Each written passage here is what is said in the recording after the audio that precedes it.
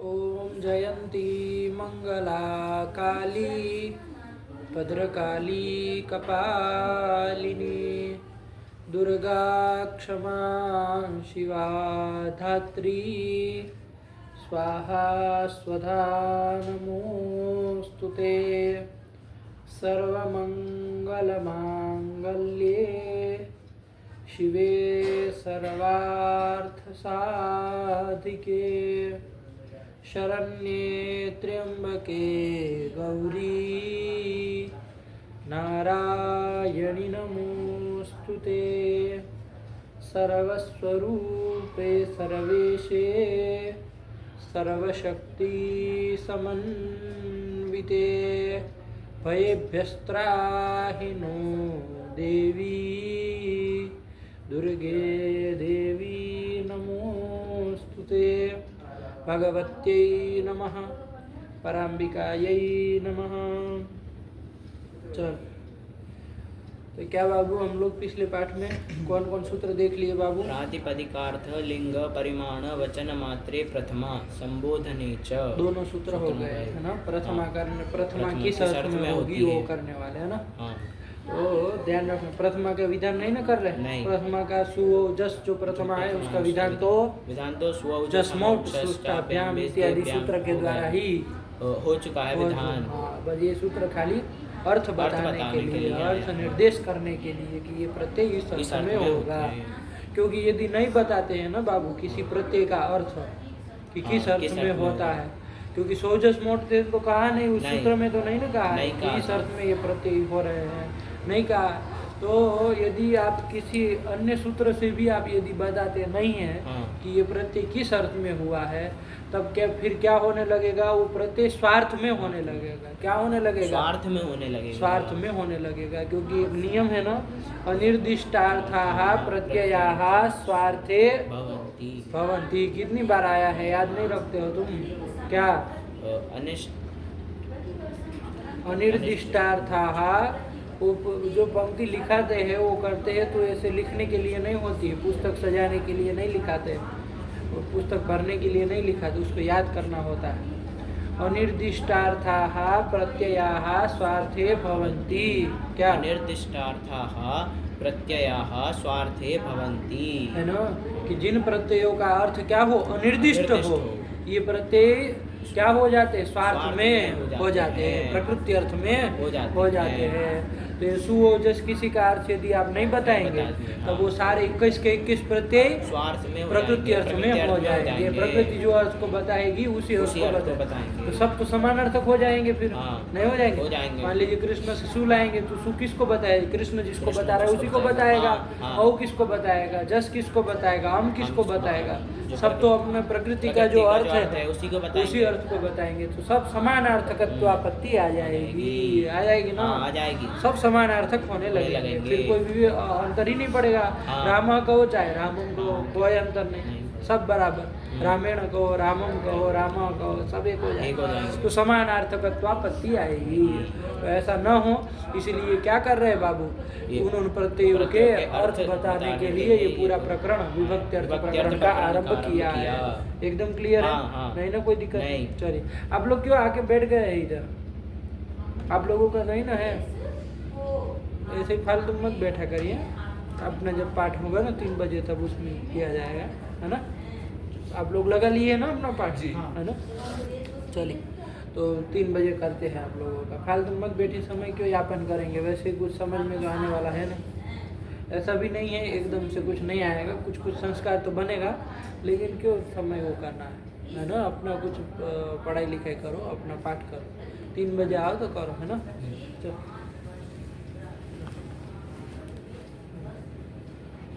लग रहा है ना आप लोगों का सूत्र हुए कि नहीं हुए? हाँ, गति से करो बाप। ठीक है, एक ऐसा रूप आपको देते हैं व्याकरण का कि याद रखिए, है ना? चलिए एक धारा बनानी है हमको, एक क्रम से चलेंगे तब ना बढ़ पाएंगे। बढ़िया, बहुत सुंदर। कितने सूत्र कर लिए आप लोग? 4 सूत्र किए। कितना सुंदर, बताओ। और समझ में आ रहा है कि नहीं आ रहा? अभी सुनेंगे हम शाम को पूरा, ठीक है ना? चलिए याद करिए बढ़िया से। ये कर ले। यसु औजस इत्यादि जो 21 प्रत्यय हैं, उनके अर्थ बताने के लिए प्रकरण है। इसमें जो प्रथमा है उसके अर्थ बताने के लिए दो सूत्र आए कि प्रथमा किस किस अर्थ में होती है। प्रातिपदिक अर्थ लिंग परिमाण वचन मात्रे प्रथमा और संबोधने च, ये कर दिया ना। प्रातिपदिक अर्थ लिंग परिमाण वचन मात्रे प्रथमा, इस सूत्र का क्या अर्थ साफ साफ बोलना। सिद्धांत कौमुदी में लिखे वैसे ही बोलोगे ना, तुम खिचड़ी नहीं पकाओगे, परिमाण मात्रे ये सब नहीं करो, सीधे सीधे बोलो। क्या प्रातिपदिकार्थ मात्रे लिंग मात्राद्याधिक्ये संख्या मात्रे च प्रथमा स्यात्। कोई कुछ लिंग मात्रा आदि अधिक्य, तो आदि से क्या लेना है तो अब बोल दो। परिमाण मात्राधिक्ये, आदि से परिमाण मात्रा को ही लेना है, तो अधिक्य तो जुड़ ही जाएगा। तो यहाँ पर क्या हो जाएगा, प्रथमा हो जाएगी। आयक में प्रातिपदिक अर्थ मात्र में प्रथमा होती है ना, ये कहा ना। तो प्रातिपदिक अर्थ करके क्या लेना, वो पंचकम प्रातिपदिक अर्थ लेना है क्या, वो नहीं लेना, क्योंकि वो लेंगे तब तो लिंग ग्रहण व्यर्थ हो जाएगा। इसलिए पंचकम प्रातिपदिक अर्थ नहीं लेना। क्या पक्ष लेना है, नियतोपस्थितिकः प्रातिपदिकार्थ। ये सब चीजें बता दी है। अब ये सब का लंबा चौड़ा फिर से पृष्ठ पेशन करने का कोई प्रयोजन नहीं है। तुम अच्छे से जान चुके हो, कहीं से दिक्कत होता बोल दो दोनों सूत्रों में कहीं तो बन जाएगा। तो इस अर्थ में नियतोपस्थितिक रूप जो प्रातिपदिक अर्थ है उसमें ही मात्र लगा है ना, तो ही प्रथमा होगी। तो यदि इससे अतिरिक्त कोई और अर्थ भी होगा तब तो फिर प्रथमा नहीं हो पाएगी। जैसे मान लीजिए उच्च नीचे कृष्ण श्री और ज्ञान, ये जितने भी 4-5 शब्द बताए ऐसे और भी कौन लिंगक और नियत लिंगक, ऐसे कोई भी शब्द होंगे तो उसमें तो प्रातिपदिक अर्थ मात्र में ही प्रथमा हो जाएगी।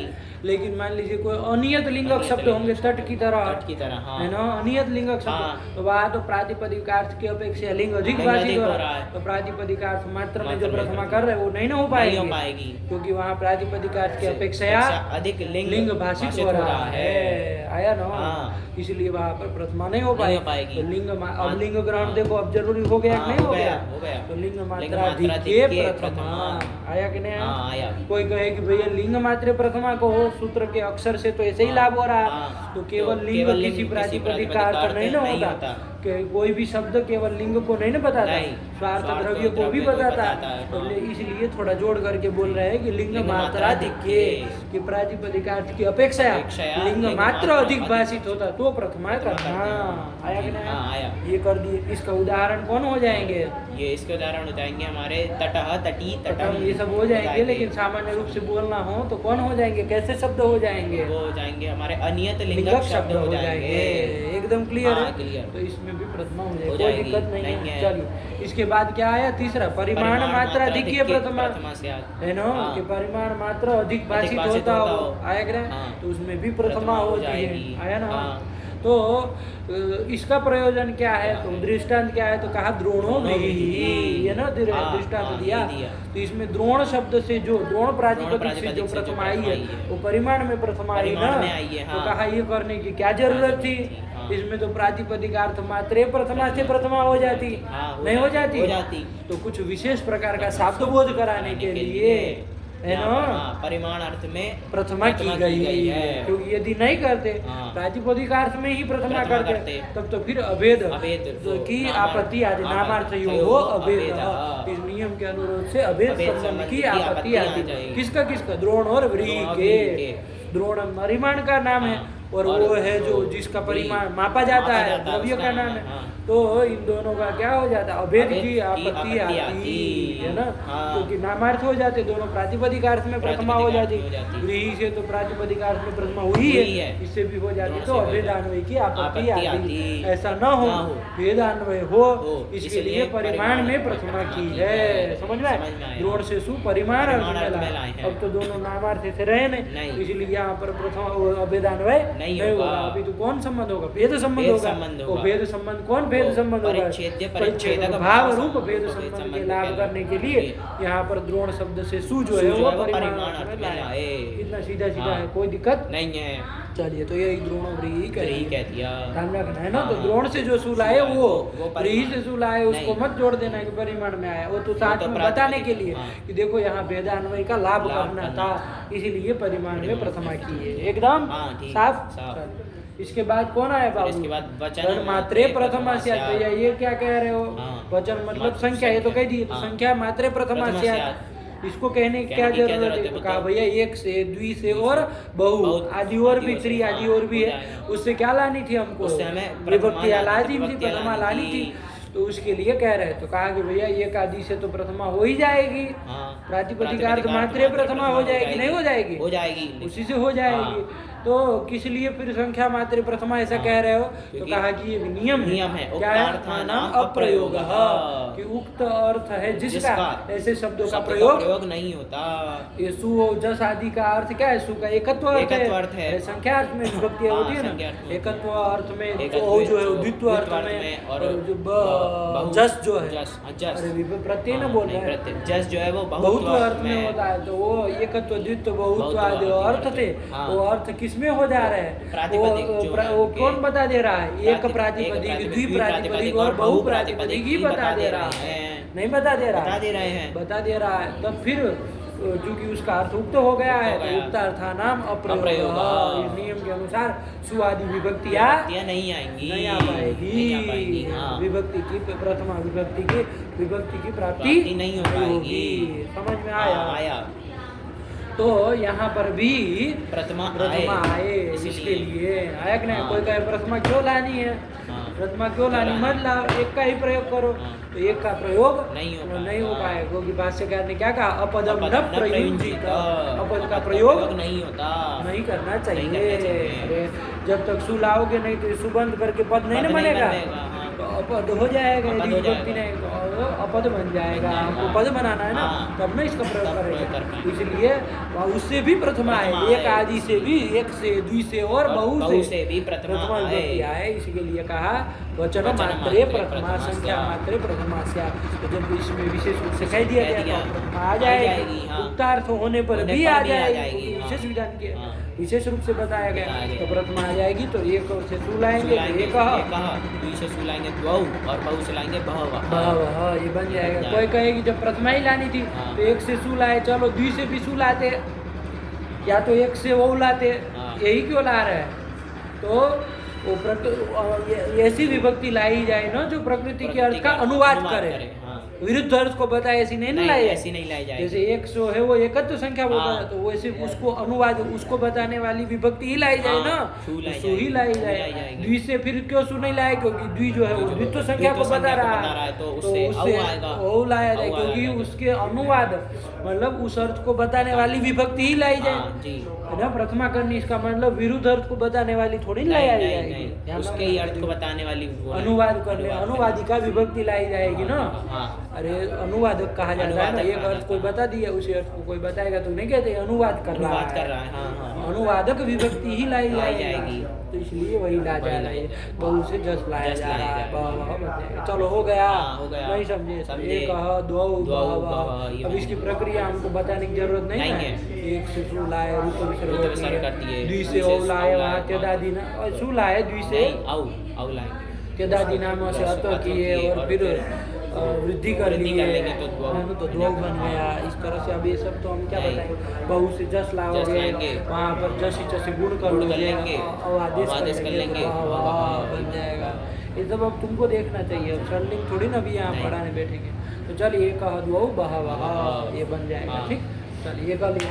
अब कौन आया दूसरा? एक क्लियर हो गया, नहीं ना कोई दिक्कत। इसके बाद आया संबोधने च, आया कि नहीं? तो क्या इसका अर्थ हो जाएगा? संबोधनाधिक्ये प्रथमा स्यात्, है ना। संबोधन ही केवल अधिक भाषित किससे है? प्रातिपदिक अर्थ की अपेक्षा संबोधन अधिक भाषित होता हो तो वहाँ प्रथमा होती है, आया कि नहीं? तो जैसे हे राम, ठीक है ना। तो यहाँ पर राम ये बता रहे हैं ना, तो राम प्रातिपदिक से सु लाना है ना, तो प्रथमा लेनी है। ले तो कोई कहे प्रातिपदिक अर्थ प्रथमा से नहीं आ सकती थी क्या? प्रातिपदिक अर्थ मात्र प्रथमा से कर लो प्रथमा, तो हो पाएगी कि नहीं हो पाएगी? नहीं हो पाएगी। क्यों नहीं हो पाएगी? क्योंकि प्रातिपदिक अर्थ की अपेक्षा यहाँ पर संबोधन अधिक भाषित हो रहा है। आया ना, संबोधन अर्थ अधिक भाषित हो रहा है। तो यहाँ पर प्रातिपदिक अर्थ मात्र नहीं ना है, तो उसमें प्रथमा नहीं हो पाएगी, तो उसमें भी प्रथमा हो, इसके लिए सूत्र बनाना पड़ा संबोधने च, के संबोधन अर्थ यदि अधिक भाषित होता हो प्रातिपदिक अर्थ की अपेक्षा, तो वहाँ पर भी क्या कर लेना, प्रथमा कर लेना। तो राम से प्रथमा कर ली जाए, तो सु कर लिया, सु का एक रस्व समुदय लोप कर देंगे, यही बन जाएगा। आगे हे रामो हे रामा भी बनेगा, तो बहुत विवक्षा होगी तो आएगा। चलिए, तो अभी बन गया हे रामो, ठीक, ये कर लिया। और संबोधन किसको कहते, देखे किसको कहते हैं, अधिमुखीकृत्य, अभिमुखी ना, अभिमुखीकृत्य ज्ञापनम लिखे है कि अभिमुख करके, मान लीजिए कोई अन्य कुछ काम कर रहा है, अन्य तो अपनी ओर आकृष्ट करके, अभिमुख करके कुछ ज्ञापन करना, बताना है ना। जैसे हे राम, तो इसके द्वारा क्या किया, अभिमुखीकरण किया ना, और कुछ बताना, तो क्या बताया जाता है कि माम पाही, मेरी रक्षा करो। अभिमुखी कृत्य, अपनी ओर आकृष्ट करके, अपनी ओर करके फिर कुछ बताना, कुछ ज्ञापन करना, इसी को ना संबोधन कहते हैं। वही लिखा है अभिमुखी कृत्य ज्ञापनम, तो अपने से जोड़ देना, हे रामो लिखा है उन्होंने, आगे जोड़ देना माम पाही, कुछ भी जोड़ दो, वाक्य है ना। गच्छ हे देवदत्त, गच्छ हे देवदत्त तुम जाओ, तो अभिमुख करके न बताएगा, तो अभिमुखी कृत्य ज्ञापनम, यही संबोधन लिया। चलिए, अभी मोटे मोटे से यही समझ के रखा जाए, तो ये बन गया। और संबोधन अर्थ अधिक भाषित हो रहा है यहाँ पर, और अभिमुख करके कुछ ज्ञापन करना, संबोधन अर्थ अधिक भाषित हो रहा है, तो उसमें भी प्रथमा हो जाएगी, ठीक है ना। चल, तो ये हे रामो बन जाएगा, ठीक हो गया। इति प्रथमा, इसी के साथ प्रथमा विभक्ति का निरूपण हो गया। अब इसके बाद आएगी नंबर 2 की द्वितीया। द्वितीय विभक्ति किसको कहते हैं, हम, अच्छा, ध्यान से बोलो, द्वितीया, पहले कह चुके। तो ये जो द्वितीय विभक्ति है, और शस, वो कौन अर्थ में होती है, क्या है, तो उसके लिए अब आ रहा है आगे प्रकरण, ठीक है ना।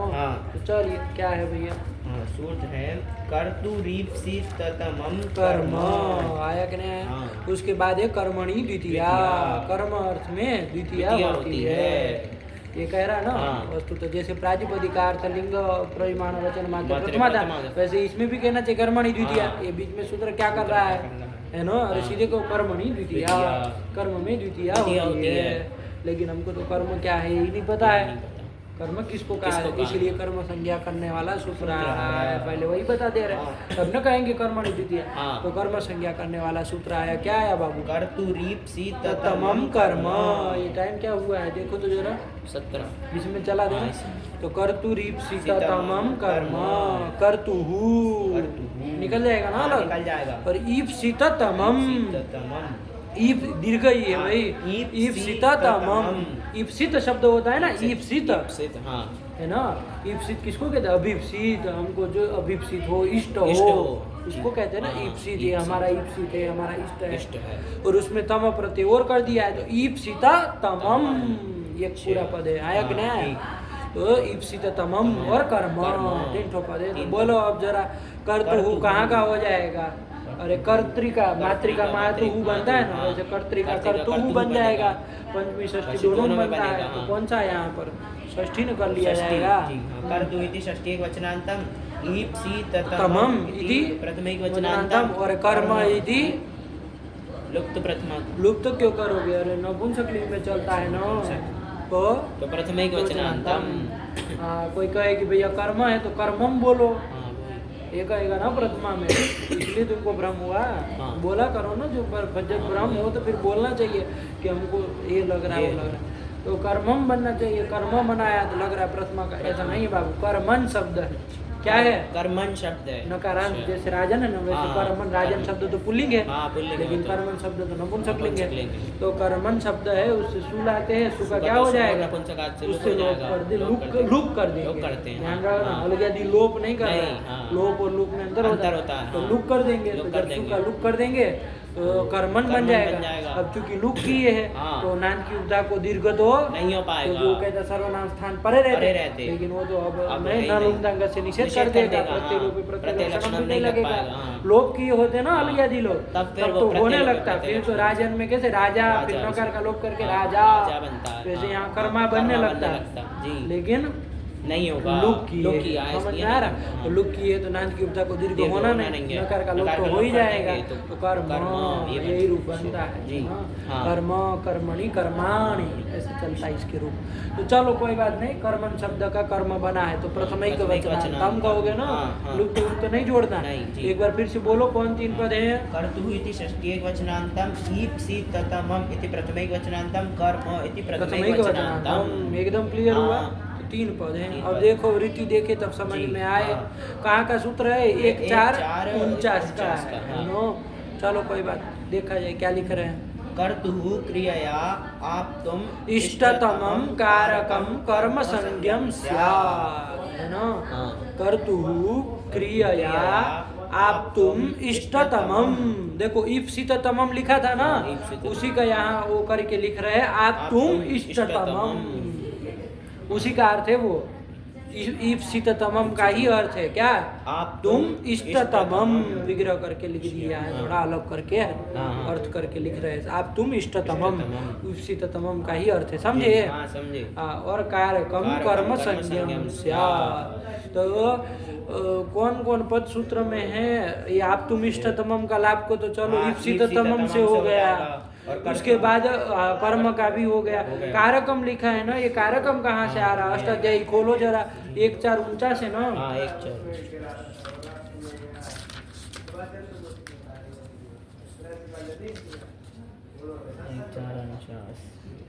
है ना। हाँ है। हाँ तो पढ़ो, वहाँ से उल्टा पढ़ोगे तो अपान वद्यांग वसः, ऐसे उपान वद्यांग वसः वगैरह होगा ना। कारके देखो तो उल्टा पढ़ो तो कारके कारके कारके सूत्र है।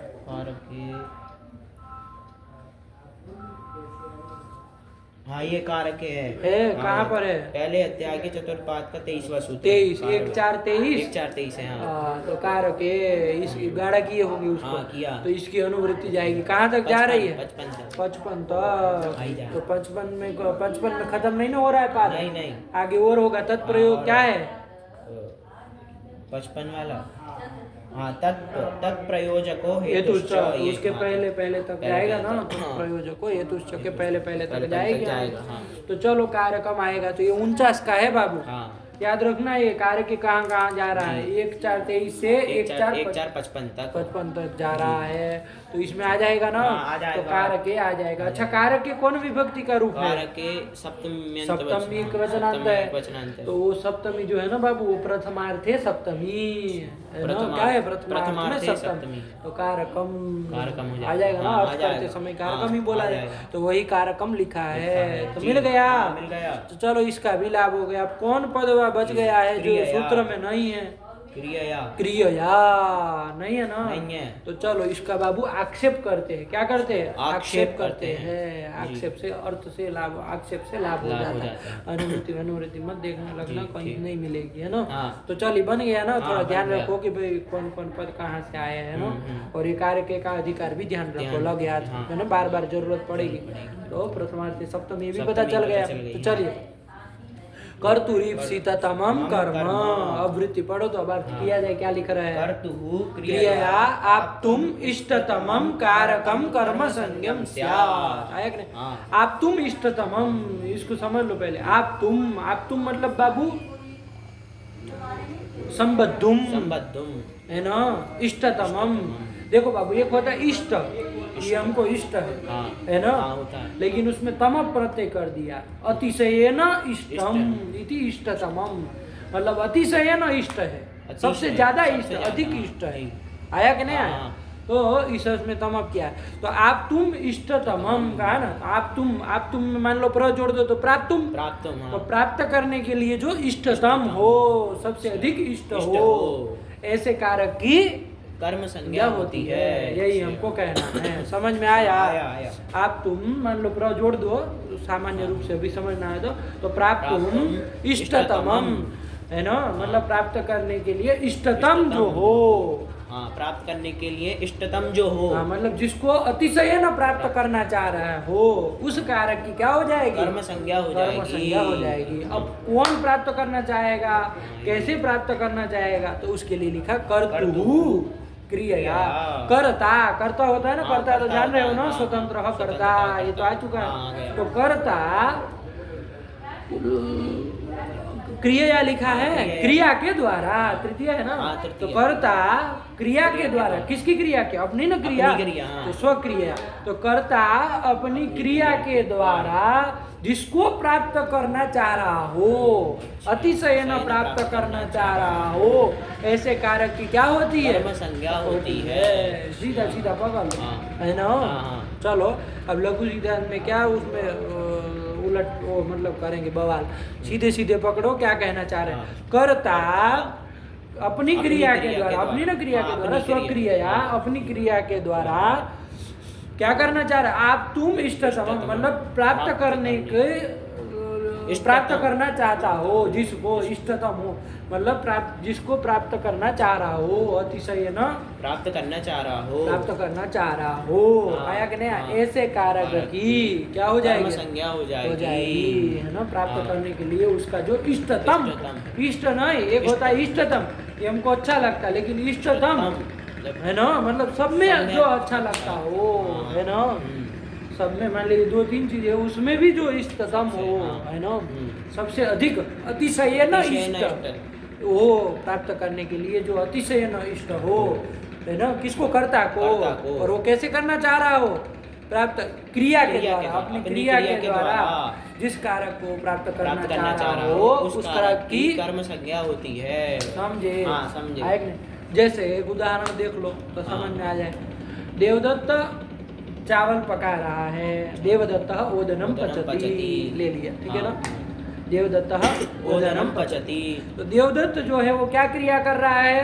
पाक क्रिया कर रहा है ना। वो पाक क्रिया में बहुत कुछ आएगा, है ना। गैस चालू करना, आजकल के उसमें कहे तो उसके ऊपर बटलोई चढ़ाना, सारी पूरी सब क्रिया, वो सब पाक क्रिया करके हम लोग ले लेंगे, है।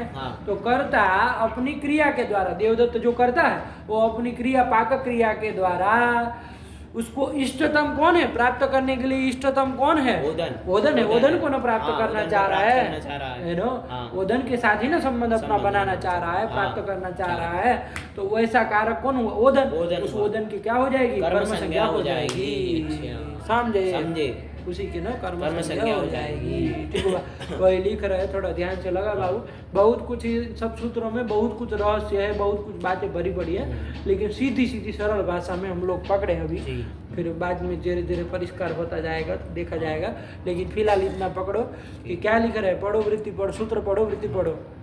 कर्तुरीप्सिततमं कर्म, कर्तु क्रियया आप्तुम इष्टतमं कारकं कर्म संज्ञं स्यात्। कर्ता अपनी क्रिया के द्वारा, आप तुम मतलब संबद्धुम, ऐसे भी कर लो, मान लो नहीं जोड़ा, आप तुम संबद्धुम मतलब संबंध करने के लिए इष्टतम, है ना, अतिशय न इष्ट, उसी को ना इष्टतम कहेंगे।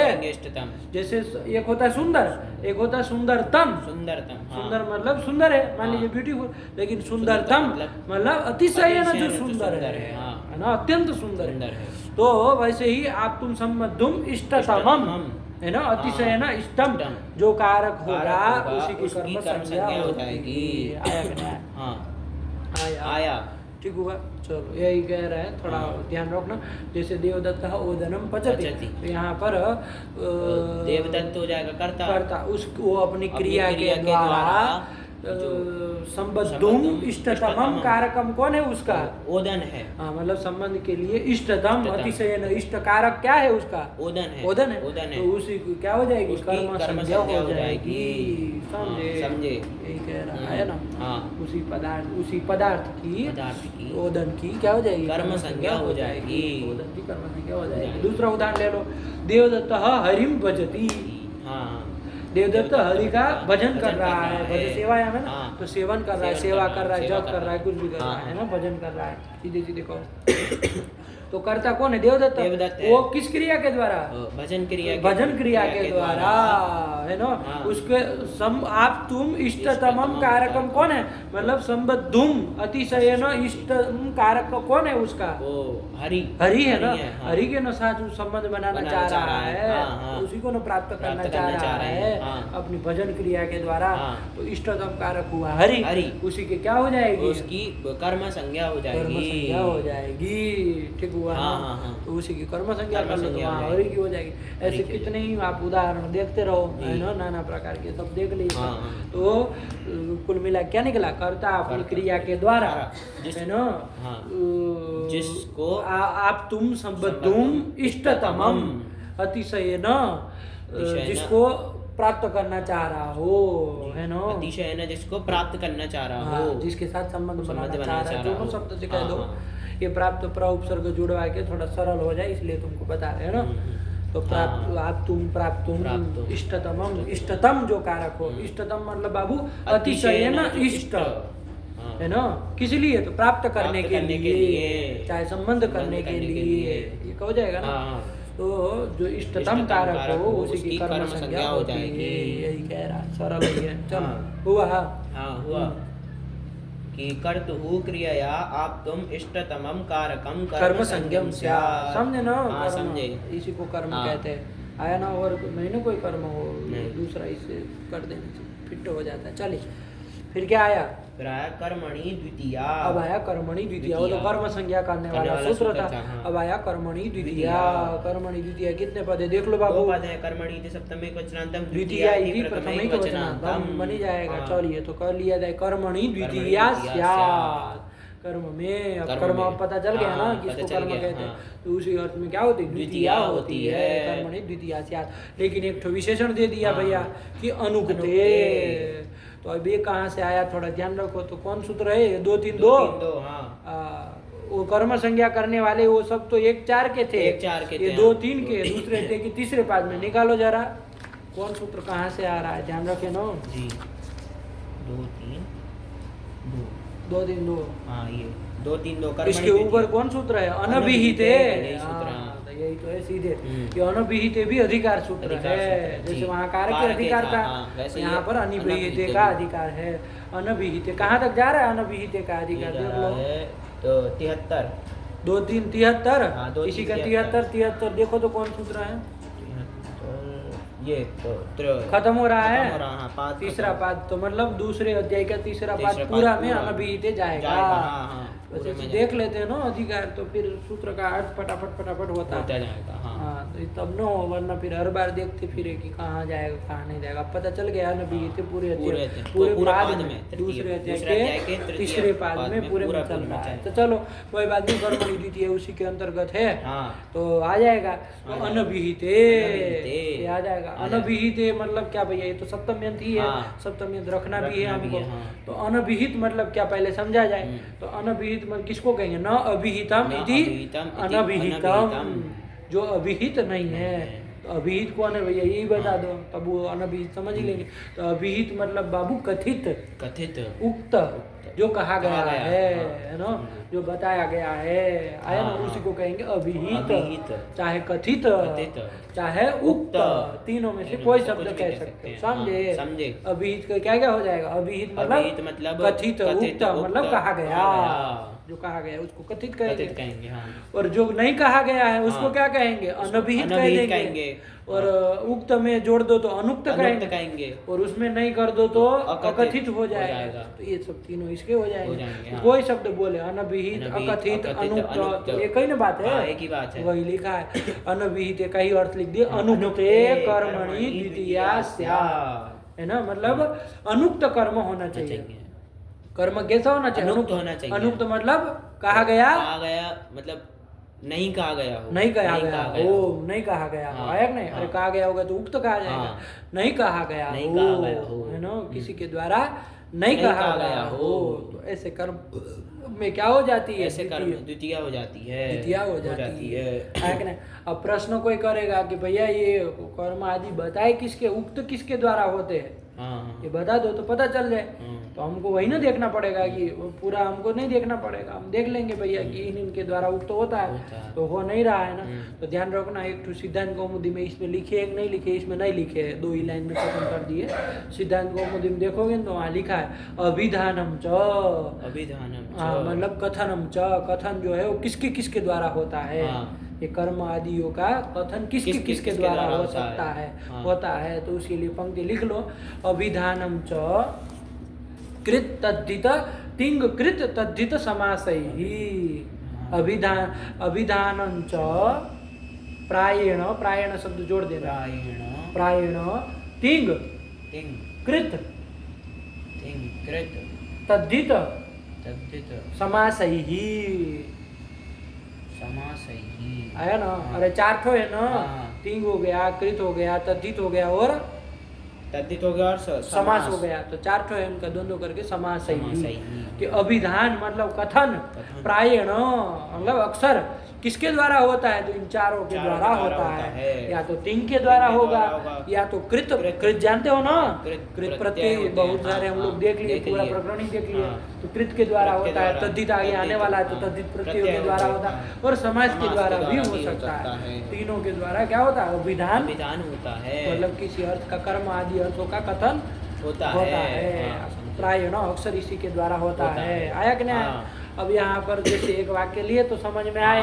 जैसे कौन सा लिया, देवदत्त चावल पका रहा, कहा था ना, तो देवदत्त पचती, ये कहा था किसको, तो ओदन को पका रहा है ना, ऐसा है कि नहीं। तो देवदत्त पचती ये है, ओदन को भी अभी विभक्ति जोड़ेंगे तब ना बोला जाएगा। अभी तो ओदन को पका रहा है, इतना समझ के रखो। तो देवदत्त पचती का, तो यहाँ पर देखो तिंग कृत तद्धित में से कोई है, समाज में से कौन है, तिंग है। तो वो बता सकता है अर्थ को, तो कौन अर्थ को बता रहा है उसको देख लिया जाए भैया। तो पचती में ती किसको बता रहा है, कर्ता को बता रहा है। अब ये सब बताने की जरूरत नहीं है हमको, कि कर्ता सब पढ़ के आए अभी पूरा तिंग सब। तो कर्ता अर्थ को बता रहा है, तो कर्ता अर्थ क्या हो गया, उक्त हो गया। उसके अलावा सब अनुक्त हो गया ना, तो कर्म अनुक्त हो गया, तो कर्म अनुक्त हो गया। तो अनुक्त कर्म में क्या कर दो भैया, द्वितीय कर दो। तो ओदन से क्या हो जाएगी, द्वितीय हो जाएगी। ओदन पद से क्या हो जाएगी, द्वितीय हो जाएगी। तो क्या बन जाएगा, ओदनम बन जाएगा। प्रक्रिया हमको थोड़ी ना बतानी। तो देवदत्त ओदनम पचती, ये बन जाएगा। ठीक हो गया, ठीक हुआ। इसकी जगह मान लो पच्यते होता, पचती नहीं करके पच्यते होता, ध्यान रखना। क्या होता, पच्यते होता। तो देवदत्त ओदन पका रहा है, अर्थ यही रखे मान लीजिए, पच्यते प्रयोग करते। तो पच्यते में तो जो उसमें कौन है, तिंग कृत तद्धित में से कौन है, पहले बता दो। तिंग ही है ना, अरे वो तो अभी तो तिंग ही है, 18 आते। तो तिंग है, तो तिंग के द्वारा कौन अर्थ बताया जा रहा है, कर्म अर्थ बताया जा रहा है। कर्मणि प्रत्यय किया, तो कर्म अर्थ बताया जा रहा है। तो कर्म अर्थ जब बताया जा रहा है तो कर्म क्या हो गया, उक्त न हो गया, अनुक्त नहीं हुआ। किसके द्वारा उक्त है, कोई पूछे 4 में से किसके द्वारा, तिंग के द्वारा उक्त है। अरे ये चारों के में से किसी के द्वारा अक्सर उक्त होता है ना। तो तिंग के द्वारा उक्त है, तो अनुक्त नहीं मिला, इसलिए वहां पर द्वितीय नहीं होगी, कर्मणि द्वितीय से द्वितीय नहीं होगी। तो फिर कौन किया था, फिर प्रातिपदिकार्थ मात्रे प्रथमा लिया जाएगा। क्योंकि अब कर्म आदि कुछ कारक तो बताना नहीं, प्रातिपदिकार्थ ही तो बताना है, प्रातिपदिकार्थ ही बताना है। और कोई अर्थ कर्म कारक आदि कुछ अर्थ नहीं ना बता रहा, खाली प्रातिपदिकार्थ मात्र को ही बता रहा है। तो प्रातिपदिकार्थ मात्र में प्रथमा हो जाएगी। आया ठीक हुआ, एकदम क्लियर। चलो ओदन बन जाएगा। और चूंकि अब कर्ता अनुक्त था, तो कर्ता में आगे सूत्र आने वाला है, अब हम पढ़ेंगे भी, लेकिन तृतीय हो जाएगी तो वाक्य क्या बन जाएगा, देवदत्तेन ओदनः पच्यते, यही तो बन जाएगा। नहीं आया, यही बात है। ठीक हुआ ना, हो ना। और कर्म अनुक्त रहेगा तब क्या बना लिए, कर्म अनुक्त रहेगा तो देवदत्त ओदनम पचती, ये बन गया। यहाँ पर तिंग के द्वारा कर्म जो है वो अनुक्त है, उक्त नहीं है। आया कि नहीं। अच्छा, यहाँ प्रातिपदिकार्थ, यहाँ देवदत्त ओदनम पचती है ना, यहाँ ओदन से प्रातिपदिकार्थ मात्रे प्रथमा हो सकती है कि नहीं हो सकती है, प्रातिपदिकार्थ मात्रे प्रथमा हो सकती है कि नहीं हो सकती है। अरे नहीं हो सकती है भाई, अब हूँ मत करो, पता हो तो उत्तर बोलो। खाली हूँ करते हो, समझो बात को जो कहना चाह रहे हो उसको, बस खाली सब आईदा हूँ करते चलते हो। अरे बुद्धिमान व्यक्ति हूँ नहीं करता है, सुनता है कि किस तरह से कहना चाह रहे, क्या कहना चाह रहे, सीधे ही हाँ करने लगते। अरे अपना दिमाग लगाओ। तो क्या कह रहे, प्रातिपदिक अर्थ मात्र में प्रथमा नहीं हो। क्यों नहीं हो सकती? क्योंकि यहाँ पर प्रातिपदिक अर्थ ओदन ओदनत्व और पुंस्त्व, इससे अतिरिक्त कर्म अर्थ भी अधिक भाषित हो रहा है ना, हो रहा है, कर्म अर्थ भी अधिक भाषित हो रहा है। तो प्रातिपदिक अर्थ मात्र प्रथमा नहीं हो सकती है, वहाँ नहीं हो सकती है, वहाँ नहीं प्राप्त है, प्रथमा प्राप्त भी नहीं है ना। ठीक हुआ ना? तो ध्यान रखना। तो वहाँ तो कर्म द्वितीय से द्वितीय ही करेंगे, अनुक्त कर्म, इसलिए वो धनम पचती बन जाएगा। इसी तरह मान लीजिए इन्होंने क्या उदाहरण दिया है, ये लगा ना कर्मणि द्वितीय, एकदम क्लियर।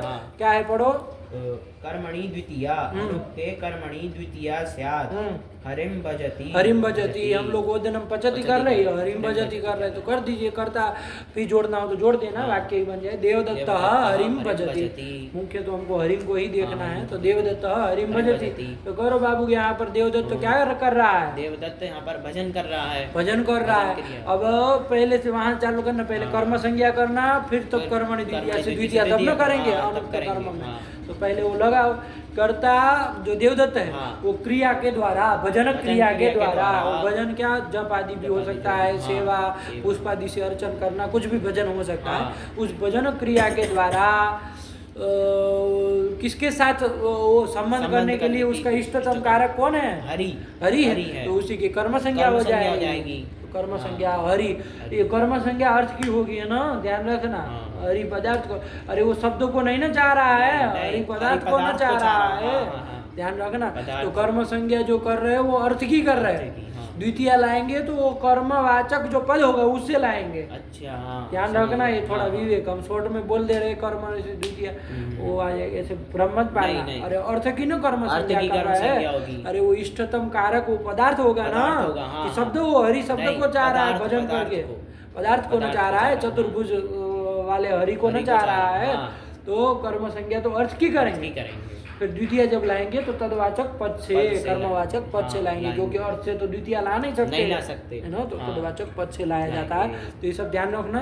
तो क्या कर लिया बाबू, ये हरि की कर्म संज्ञा हो जाएगी और तदवाचक पद से द्वितीय आ जाएगी। द्वितीय किस अर्थ में? कर्मणि द्वितीय, कर्म में ही आएगी, क्योंकि कर्म क्या है बाबू? यहाँ पर अनुक्त है, क्योंकि यहाँ पर भजति का जो ती है वो तीन किसको बता रहा है? कर्ता को बता रहा है, कर्ता को बता, कर्ता उक्त है, कर्म तो अनुक्त है, इसलिए यहाँ पर द्वितीय हो जाएगी। देवदत्त हरिम भजति, तो हरि से द्वितीय आ जाएगी, एकत्व की विवक्षा इसलिए हम आ जाएगा, है ना। अरे द्वितीय आ जाएगी, द्वितीय तो हम षष्ठींठ है, क्यों हम ही लाओगे? तो बता चुके हैं हम लोग, एकत्व की विवक्षा में एक ही वचन आएगा, द्वित्व की विवक्षा में द्विवचन आएगा, बहुवचन आ जाएगा। ये सब हमको अब कहने की जरूरत नहीं है। तो हरि से हम लाएंगे, हम ही पूर्व से पूर्व रूप कर लेंगे, हरिम भजति बन जाएगा।